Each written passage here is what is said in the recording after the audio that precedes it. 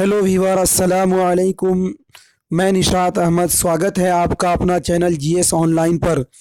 तो दोस्तों, आज के इस वीडियो में मैं बात करने वाला हूं बिहार बोर्ड से जो लोग मैट्रिक के एग्ज़ाम देने वाले हैं उसके लिए कुछ मोस्ट इम्पोर्टेंट ऑब्जेक्टिव क्वेश्चन है दोस्तों उर्दू का। इसलिए यदि आप बिहार बोर्ड से एग्ज़ामिनेशन देने वाले हैं तो आपके लिए ये वीडियो बहुत ही फ़ायदेमंद है दोस्तों, इसलिए आप इस वीडियो को अंत तक ज़रूर देखें दोस्तों। चलिए दोस्तों, क्वेश्चन नंबर एक है, सवाल नंबर एक है, मिर्ज़ा शौक़ की मसनवी का नाम बताइए।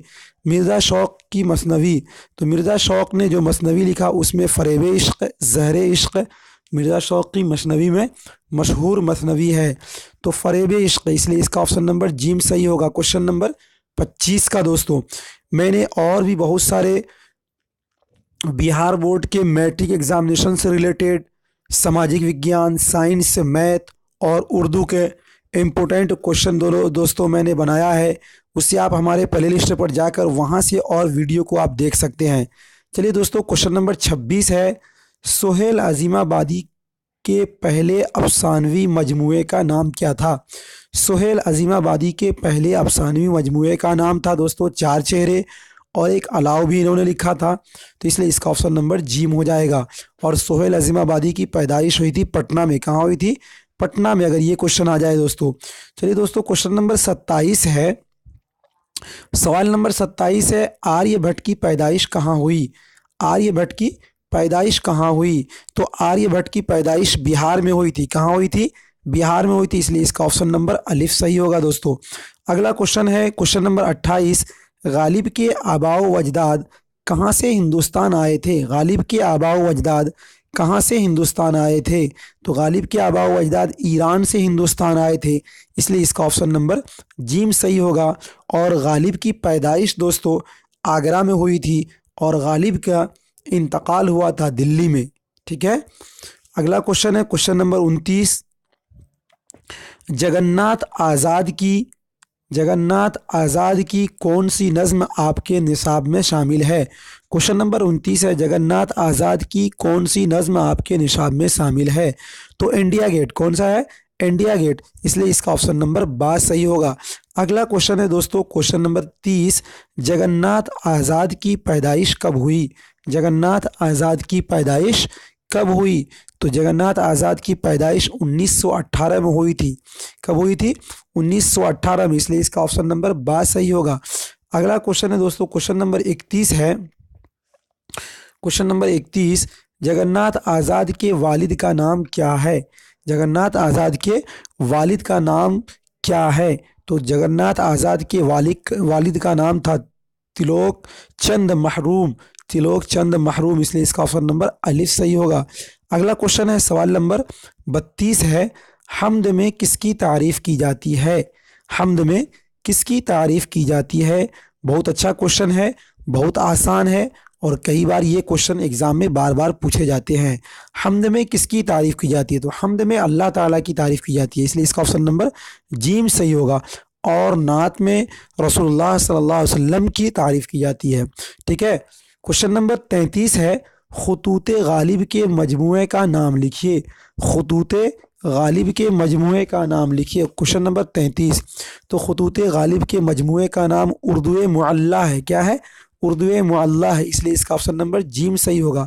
अगला क्वेश्चन है दोस्तों 34 नंबर, मैंने वो अंदाज़ तहरीर ईजाद किया, मैंने वो अंदाज़े तहरीर ईजाद किया है कि मुरासला को मुकालमा बना दिया, यह कौल किसका है।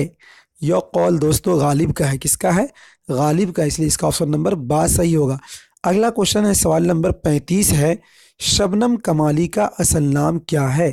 शबनम कमाली का असल नाम मुस्तफ़ा रज़ा था। मुस्तफ़ा रज़ा, इसलिए इसका ऑप्शन नंबर 12 सही होगा। अगला क्वेश्चन है दोस्तों, सोहेल अज़ीमाबादी के बचपन का नाम क्या था। क्वेश्चन नंबर 36 है, सोहेल अज़ीमाबादी के बचपन का नाम क्या था। सोहेल अज़ीमाबादी के बचपन का नाम मुजीबुर रहमान था। मुजीबुर रहमान, इसलिए इसका ऑप्शन नंबर 12 सही होगा। अगला क्वेश्चन है दोस्तों, क्वेश्चन नंबर 37, ताजमहल किस मुग़ल बादशाह ने तामीर कराई थी। ताजमहल किस मुगल बादशाह ने तामीर कराई थी? तो शाहजहां ने, इसलिए इसका ऑप्शन नंबर दाल सही होगा। दोस्तों यदि वीडियो अच्छा लगे तो लाइक और शेयर ज़रूर करें। हम लोगों में ये कमी है कि उर्दू के वीडियो को हम लोग देखते भी नहीं हैं, यदि देखते हैं तो लाइक और शेयर नहीं करते हैं, इसलिए उर्दू के वीडियो बहुत कम लोग ही बनाते हैं। इसलिए आपसे गुजारिश है कि अगर ये वीडियो आपको अच्छा लगे तो लाइक और शेयर ज़रूर करें। दोस्तों अगर आपने हमारे चैनल को सब्सक्राइब नहीं किया है तो प्लीज़ सब्सक्राइब कर दें। क्वेश्चन नंबर 38 है निगार क्वेश्चन नंबर 38 है निगार आज़ीम के दूसरे अफसानवी मजमूए का नाम क्या है? क्वेश्चन नंबर 38 निगार आज़ीम के दूसरे अफसानवी मजमूए का नाम क्या है? तो गहन। क्या नाम है? गहन, इसलिए इसका ऑप्शन नंबर दाल सही होगा। अगला क्वेश्चन है क्वेश्चन नंबर 39, सवाल नंबर 39, हिंदुस्तान में गुप्त दौर को कैसा दौर कहा जाता है? हिंदुस्तान में गुप्त दौर को कैसा दौर कहा जाता है? तो गुप्त दौर को सुनहरा दौर कहा जाता है। कौन सा दौर कहा जाता है? सुनहरा दौर, इसलिए इसका ऑप्शन नंबर जीम सही होगा। अगला क्वेश्चन है क्वेश्चन नंबर 40, कमर जहां के वालिद का नाम क्या है? क्वेश्चन नंबर 40, कमर जहां के वालिद का नाम क्या है? तो कमर जहां के वालिद का नाम सैयद अताउल हक है, सैयद अताउल हक, इसलिए इसका ऑप्शन नंबर बा सही होगा। अगला क्वेश्चन है क्वेश्चन नंबर 41, शामिल निसाब में शामिल अफसाना कटी हुई शाख के अफसाना निगार कौन है? निसाब में शामिल अफसाना यानी जो निसाब में शामिल है 10वीं क्लास के, कटी हुई शाख, इसके अफसाना निगार कौन है? तो बहुत ही अच्छा अफसाना है ये कटी हुई शाख, ये कमर जहां, तो इसका ऑप्शन नंबर जीम सही हो जाएगा। क्या सही हो जाएगा? ऑप्शन नंबर जीम सही हो जाएगा। अगला सवाल है सवाल नंबर 42, कमर जहां के एक अफसानवी मजमूए का नाम लिखिए। कमर जहां के एक अफसानवी मजमूए का नाम लिखिए। तो चारागर, क्या होगा? चारागर एक अफसानवी मजमूआ है, इसलिए इसका ऑप्शन नंबर अलिफ सही हो जाएगा। अगला सवाल नंबर 43, सवाल नंबर 43 है निगार आज़ीम का असल नाम क्या है? निगार आज़ीम का असल नाम क्या है?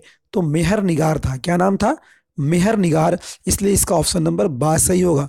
दोस्तों और भी मैंने मैट्रिक के बहुत सारे वीडियो बनाया हूँ, आप हमारे प्ले लिस्ट पर जाकर और भी मैट्रिक के उर्दू, मैथ, साइंस, हिंदी के वीडियो आप वहाँ से देख सकते हैं और आप अपनी तैयारी को वहाँ से कर सकते हैं। दोस्तों सवाल नंबर 44 है आर्यभट्ट ने किस साइंसदान की रहनुमाई की थी? आर्यभट्ट ने पाइथागोरस साइंसदान की रहनुमाई की थी। किसकी की थी? पाइथागोरस, इसलिए इसका ऑप्शन नंबर बा सही होगा। अगला क्वेश्चन है क्वेश्चन नंबर 45 है सोहेल अजीमाबादी का कौन सा अफसाना आपके निसाब में शामिल है? सोहेल अजीमाबादी का कौन सा अफसाना आपके निसाब में शामिल है? क्वेश्चन नंबर 45, तो भाभी जान। कौन सा? भाभी जान, इसलिए इसका ऑप्शन नंबर जीम सही होगा। अगला सवाल है सवाल नंबर 46, इरफान सिद्दीकी कब और कहाँ पैदा हुए? इरफान सिद्दीकी पैदा हुए थे बिदायूं में, और बिदायूं में यहाँ पर एक ही ऑप्शन है, तो इसलिए इसका ऑप्शन नंबर अलिफ सही होगा, जो कि बिदायूं 1939 में पैदा हुए थे बिदायूं में, इसलिए इसका ऑप्शन नंबर अलिफ सही होगा। सवाल नंबर 47 है सर सैयद का कौन सा मजमून आपके निसाब में शामिल है? तो सर सैयद का रिया मजमून, कौन सा? रिया मजमून मैट्रिक के निसाब में शामिल है, इसलिए इसका ऑप्शन नंबर अलिफ सही होगा। अगला सवाल है सवाल नंबर 48, सर सैयद के वालिदा का नाम क्या था? सर सैयद के वालिदा का नाम अजीजुन निसा था। क्या था? अजीजुन निसा था, इसलिए इसका ऑप्शन नंबर जीम सही होगा। अगला सवाल है सवाल नंबर 49 कि सर सैयद ने अलीगढ़ में कौन सा इदारा कायम किया? सर सैयद ने अलीगढ़ में कौन सा इदारा कायम किया? मुस्लिम यूनिवर्सिटी, इसलिए इसका ऑप्शन नंबर जीम सही होगा। अगला सवाल है सवाल नंबर 50, अदब के पहचान के मजमून निगार कौन है? सवाल नंबर 50 है अदब के पहचान के मजमून निगार कौन है? सवाल नंबर 50 दोस्तों इसका जो भी ऑप्शन होगा उसको आपको अपने मन में सोच के रखना है। तो अब्दुल मुगनी, कौन है? अब्दुल मुगनी, इसलिए इसका ऑप्शन नंबर अलिफ सही होगा सवाल नंबर 50 का।